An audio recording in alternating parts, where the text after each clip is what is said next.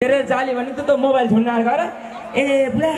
त्यो पैसा पठाउँदाखेरि सिधै मेरो नाममा आइएमई गर्दिनु भाइ हैन बुढी तँलाई किन चाहियो र हजुरबालाई हजुरआमालाई बाला आमालाई दिन पर्यो पुरा छैन मन लाग्यो बुढीले उता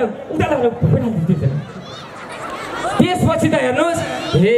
कमाको श्रीमती जति आमालाई त चिनेर च्यापत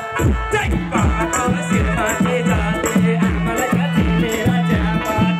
हे कमाको श्रीमती जति आमालाई त चिनेर च्यापत आहा कमाको श्रीमती जति आमालाई त चिनेर च्यापत आहा कमाको श्रीमती जति आमालाई त चिनेर च्यापत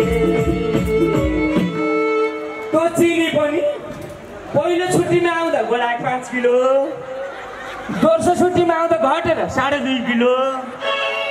अन्तिममा आउने बेला त पाउ ल्याएर खाता त्यो आमाको मन कति रुँदो बिना स्वादै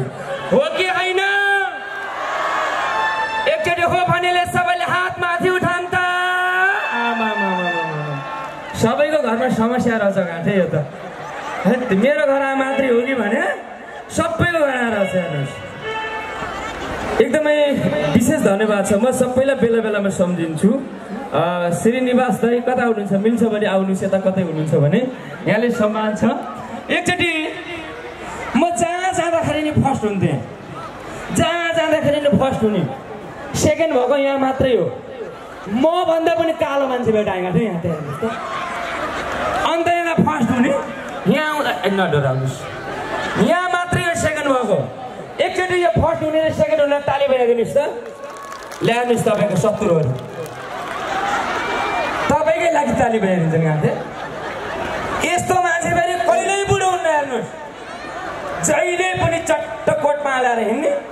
पोहोर सालको कार्यक्रममा पनि दाइ कति वर्षको हुनु हो भन्दाखेरि 30 वर्षको भन्ने त्यहाँ सोचेको कति वर्षको हुनु भने त्यही 29-30 भयो ल्याएर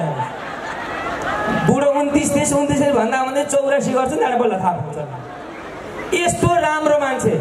गीत पनि गाउने बोल्ने सबै गर्ने आइतबार बाहेक सबै खाने फेरि